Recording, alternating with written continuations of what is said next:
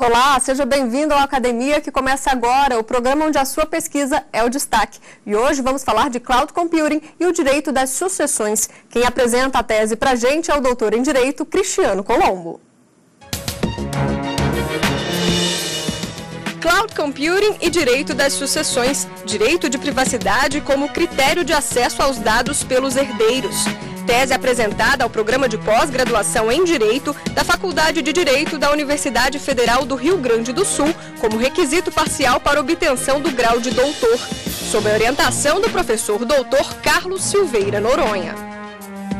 E para o debate que acontece no segundo bloco, recebemos aqui o mestre em Direito Constitucional pelo Instituto Brasiliense de Direito Público, Hugo Sawaia, e o mestre em Direito e Tecnologia pela Universidade de Berkeley, na Califórnia, Sérgio Alves. Obrigada, Hugo, pela sua presença aqui no programa. Eu que agradeço o convite. Obrigada, Sérgio. Muito obrigado, em nome do Centro de Direito, Internet e Sociedade do IDP. Agradeço. Bom, e agora vamos entender um pouco melhor esse tema. Confira um rápido resumo da tese. O estudo traça alternativas jurídicas para que, em caso de morte, seja possível permitir ou vedar o acesso de dados armazenados na Cloud Computing pelos herdeiros do falecido. As reflexões avançam com base no direito de privacidade póstumo, ou seja, a proteção do direito de privacidade após a morte. Obrigada, doutor Cristiano, pela sua presença aqui na Academia. Eu que agradeço essa oportunidade, saúdo a todos os demais membros aqui que estão presentes, e também os meus alunos que estão interessados nesse tema, nesse assunto que é Cloud Computing. E um tema super avançado, tecnológico. É verdade. Na verdade, assim, o que a gente buscou fazer? Escolher um tema de uma tese não é algo fácil, Então a gente tem que aliar algo que seja academicamente aplicável, mas também que dê uma solução a problemas práticos, E o que a gente vê, assim, ultimamente? Que os dados estão cada vez mais sendo levados ao mundo virtual. Nós, por exemplo, trabalhamos com e-mails, armazenamos dados, arquivos e tudo fica lá armazenado, E quando a gente morre, como é que fica isso? Quando os nossos herdeiros, será que os herdeiros vão ter acesso absoluto e limitado sobre tudo que está lá? Ou, no caso, nós teremos algum direito de nos reservarmos alguns pontos, alguns arquivos que serão excluídos com o nosso falecimento? Esse é o ponto principal do nosso estudo. Só para o pessoal de casa entender, quando a gente fala de Cloud Computing, a gente fala dos dados na nuvem, que é o que todo mundo comumente já sabe, Na verdade, assim, essa ideia de nuvem é uma ideia de armazenar dados em um servidor que nós vamos ter acesso remoto, ou seja, ele não está na nossa máquina, ele não está no nosso computador. Se, por exemplo, alguém furtar, roubar nosso computador, se queimar, se pegar fogo, não vai desaparecer os dados, porque esses dados não estão ali na nossa máquina. Estão, evidentemente, em outros lugares armazenados, é um serviço que é prestado, então, e a gente vai ter acesso de qualquer lugar do mundo, acessando qualquer computador, mediante uma senha e o nosso login, Esses dados, eles ficam, muitos sabem que as grandes empresas armazenam, em razão até de economia, em navios, ou ainda em lugares muito altos, onde a temperatura ela é baixa, porque se necessita muita energia para poder gestionar esses dados. Então, fica tudo lá. Então, nós ali de casa, eu lá da minha Porto Alegre, posso acessar os dados, como também posso aqui em Brasília, em qualquer lugar do mundo, no exterior. Então, é algo que realmente facilita a vida em razão da mobilidade e da rapidez com que a coisa pode acontecer. E por ser um assunto tão moderno, já existe algum caso que a Justiça julgou esse tema? Na verdade, assim, eu procurei analisar já durante a minha tese, buscar casos, E eu tive muita dificuldade de encontrar. Porque, assim, o que acontece? Hoje em dia, a gente está falando sobre Cloud Computing, sobre esse armazenamento nas nuvens e sobre a internet, mas o momento agora que nós estamos vivendo é um momento da responsabilidade civil. Ou seja, as pessoas estão procurando hoje o Poder Judiciário para resolver, por exemplo, a difamação, a injúria, crimes na internet, enfim, mas ainda não houve uma preocupação, e essa, na verdade, também é uma das coisas que eu procurei fazer no meu trabalho, é trazer exatamente quais as soluções nós vamos dar no caso de sucessão. Né? A sucessão ela é o último livro, ela está lá no finalzinho do código. Né? Aliás, o nosso código, como eu digo aos meus alunos, é como a nossa vida. Né? Ela vai trabalhando. Primeiro a gente é a pessoa, depois a gente vai efetivamente tendo obrigações, contratos, e assim a coisa vai andando. Né? Temos uma empresa, casamos, enfim, e ao final morremos. Então me parece que ainda o direito, nós não temos decisões sobre sucessões nesse caso, né? Porque na verdade o direito ainda não chegou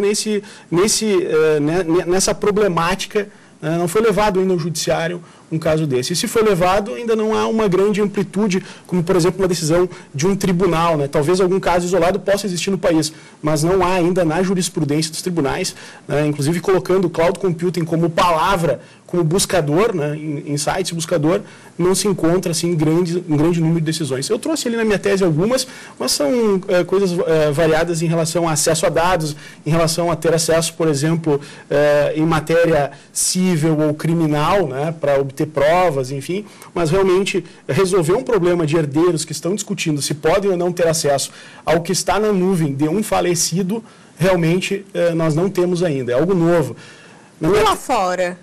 No exterior, no exterior nós também não temos casos específicos. Né? O que a gente tem bastante lá fora, por exemplo, eu tive a oportunidade, né, de ir a Roma, eu passei um tempo, 2 semanas em Roma fazendo uma breve missão científica que a Universidade Federal me proporcionou. Né? E lá o que a gente verifica? Né? Que a preocupação ainda é a proteção de dados, né? No sentido de que nossos dados estão na internet e que, portanto, é um direito, vamos dizer assim, fundamental à privacidade. Mas não há um caso específico. Lá fora nós tivemos, por exemplo, grandes questões como o direito ao esquecimento, né, que isso é algo bastante importante no Tribunal de Justiça da União Europeia. Nós tivemos casos, né, que repercutem hoje no Brasil. Mas sobre sucessão, realmente ainda não existe. É algo novo. Né? Cristiano, você indicou para a gente também alguns livros. Vamos conferir agora quais são. Estudos sobre Direito da Internet e da Sociedade da Informação, de José de Oliveira, editora Medina. A Galáxia da Internet, Reflexões sobre a Internet, os Negócios e a Sociedade, de Manuel Castells, editora Zahar. Teve dificuldade em achar a bibliografia sobre o assunto? Específica, sim. Né? Porque sobre sucessão e cloud computing, não tinha muita bibliografia. Né? Então, o que nós tivemos que fazer? Trazer o estudo de sucessão e o estudo de cloud computing, e eu tive que, na verdade, fazer a intersecção desses campos, ou seja, relacionando esses campos, e aí surgiu até uma expressão, enfim, telemática já é uma expressão conhecida no direito digital, que é essa questão dos meios de comunicação, enfim, dos dados do mundo, da internet, mas falamos de sucessão telemática, ou seja, sucessão no mundo da internet. Né? Então, foi isso. Mas essa bibliografia que eu trouxe, na verdade, foi uma bibliografia bem interessante, assim, alguns pontos importantes, né? Sobre sociedade da informação, né? Então, vejam, o interesse em verificar que nós estamos hoje num mundo em que os dados eles estão transitando pela internet, o estatuto da pessoa após a morte. Eu acredito assim que cada vez mais a gente tem que pegar a pessoa e, olha só a expressão, alargar, ou seja, você tanto considerar a pessoa antes do nascimento, como nascituro, até como prole eventual, e também considerá-la após a morte. Ou seja, claro que você não vai dar exatamente os mesmos direitos, porque está extinta a personalidade após a morte, mas a proteção póstuma aos direitos de personalidade, isso sim. Tá? O morto não vai ter mais patrimônio, perfeito, mas ele tem uma fama, ele tem um bom nome, ele tem uma moral, né? E tudo que se ler dele pode, daqui a pouco, ser mal interpretado porque ele não está aí. Né? Agora, nessa área de redes sociais, né?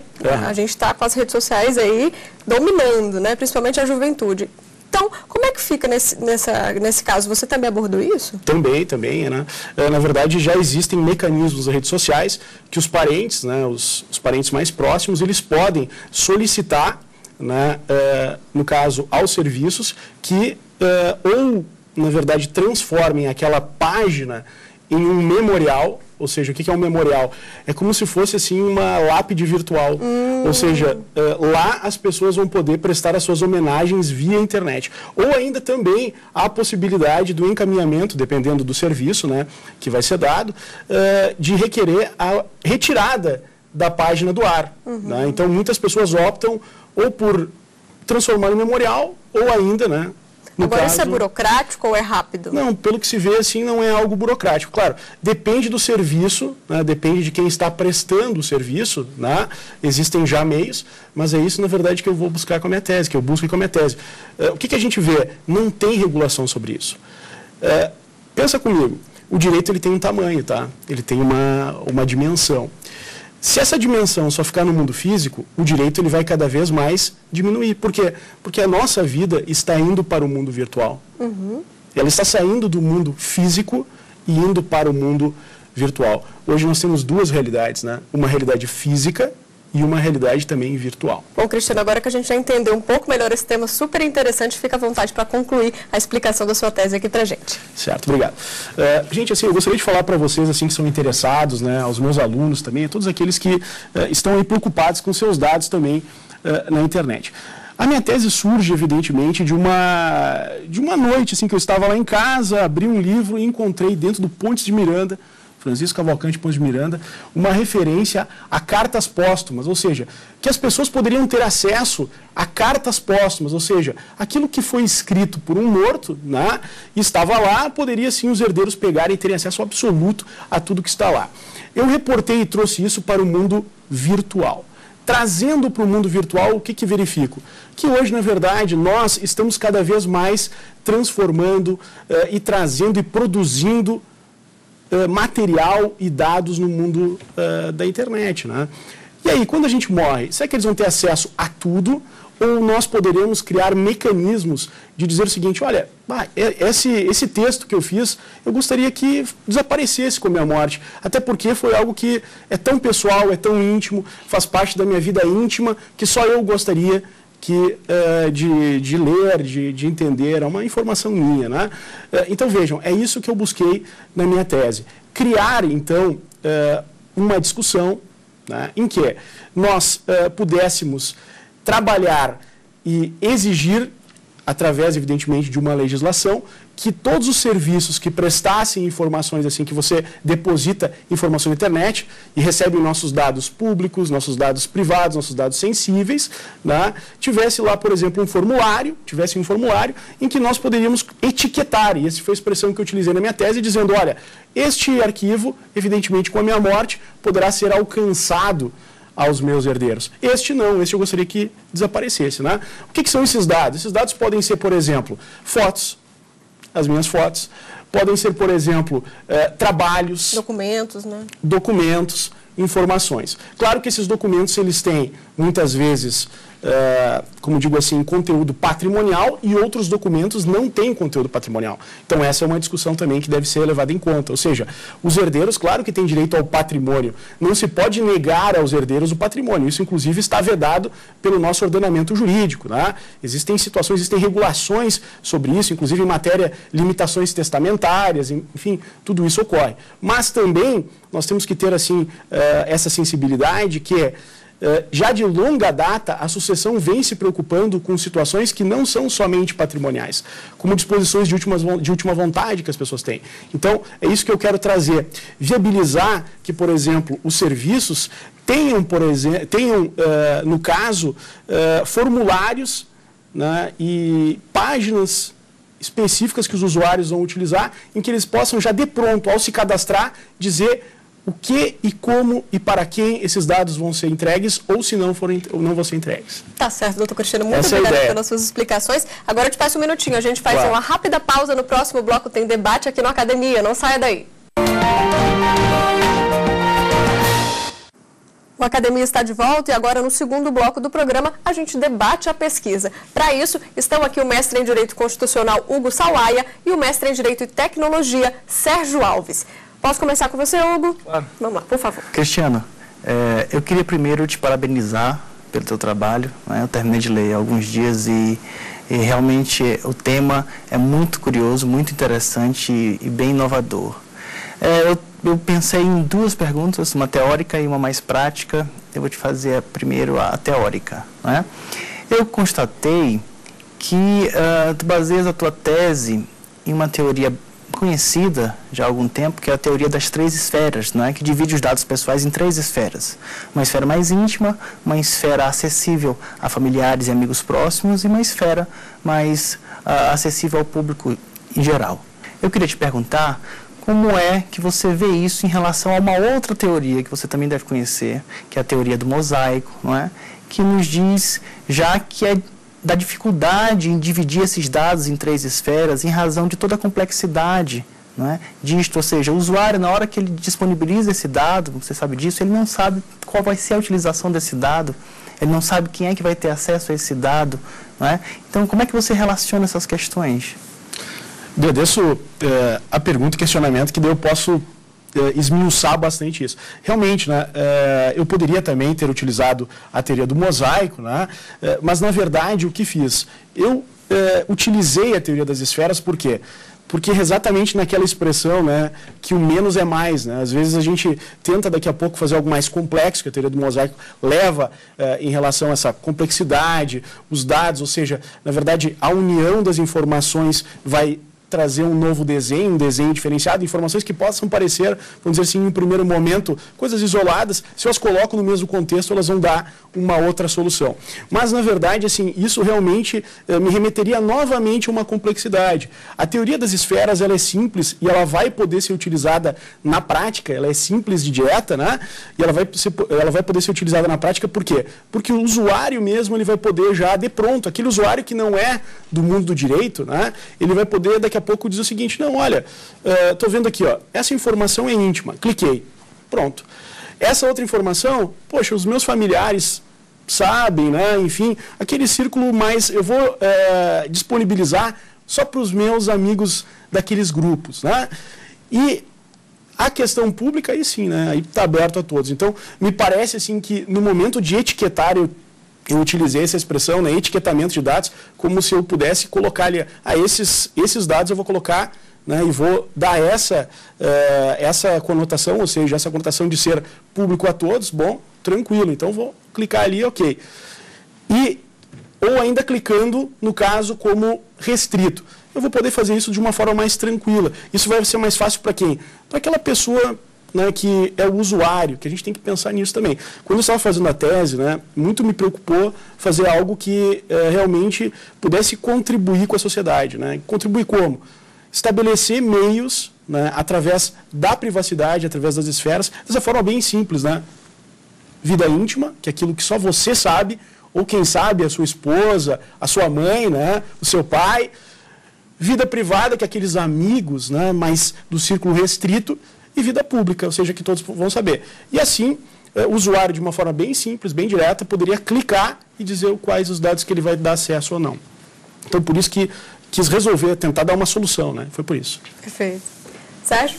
Opa, muito obrigado pelo convite uma vez mais. Parabéns, Cristiano. Achei bastante interessante o seu trabalho.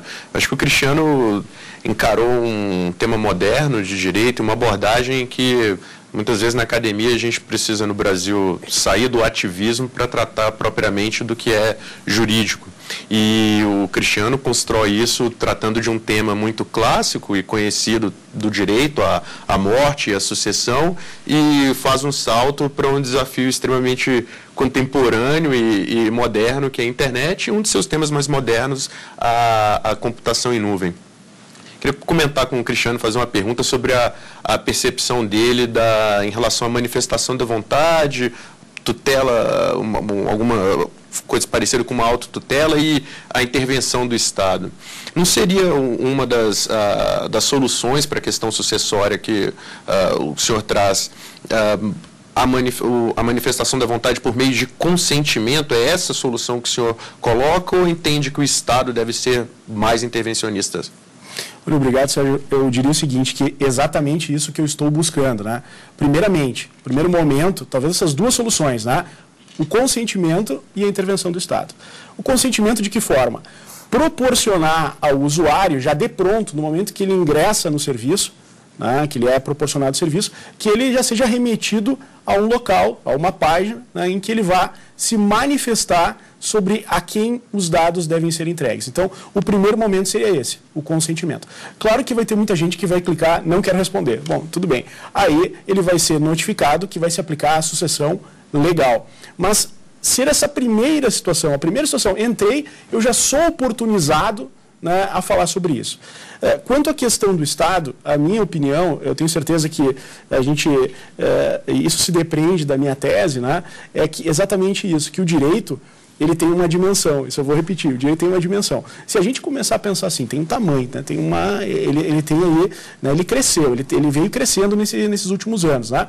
Se a gente daqui a pouco disser o seguinte, não, internet é autorregulação, né, ou ainda como classicamente se fala, né, academicamente se diz autopoiese, né, ou seja, que as próprias partes vão criar o direito pela netiqueta, ou seja, pelas nossas relações na internet nós vamos criar, né, as soluções.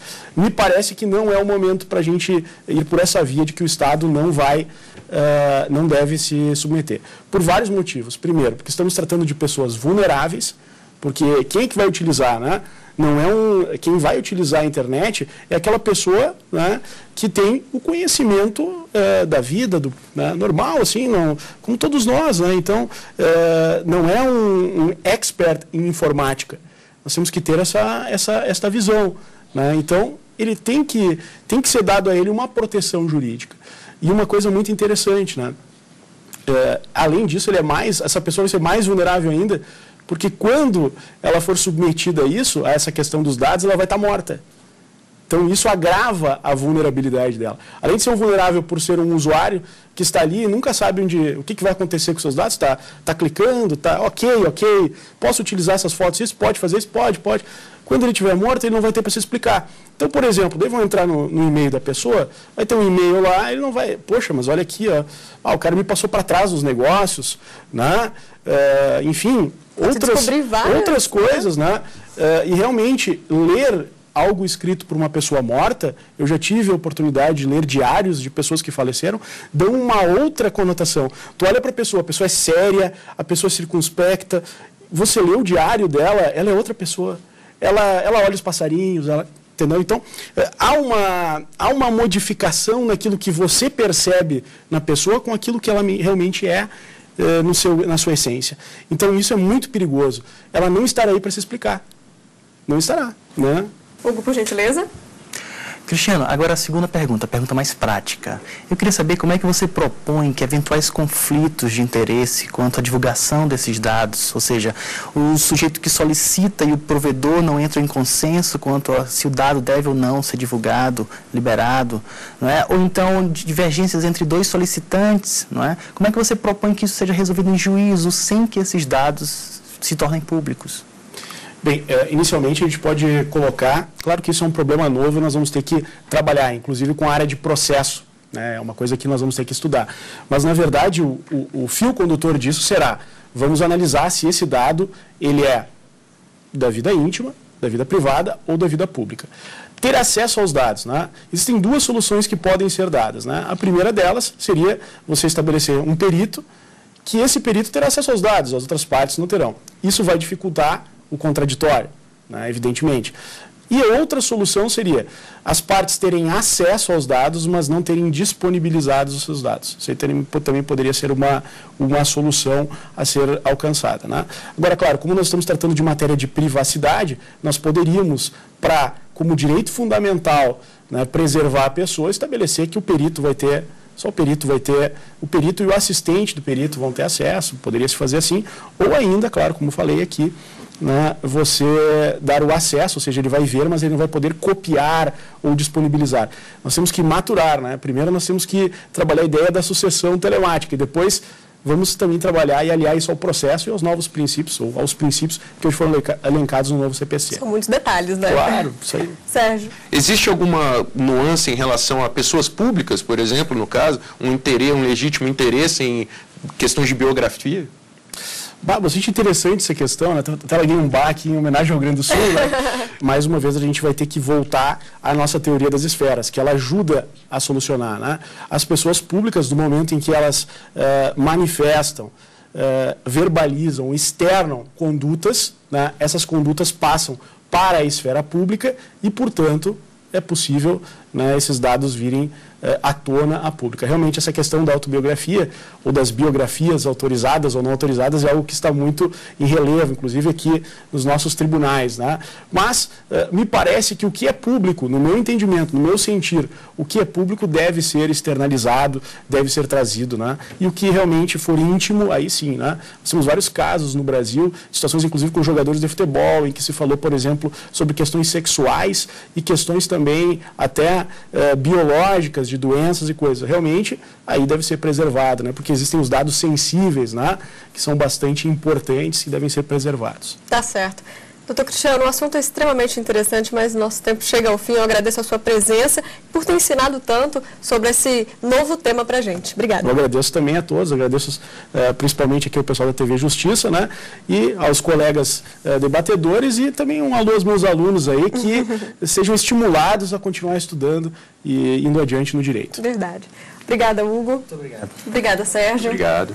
Bom, e você também pode ter sua tese ou dissertação apresentada aqui no programa. Mande um e-mail para a gente, é academia@stf.jus.br. Para rever o Academia desta semana, é só acessar o site que você vai ver aí na sua tela, tvjustiça.jus.br. Obrigada pela companhia e até semana que vem.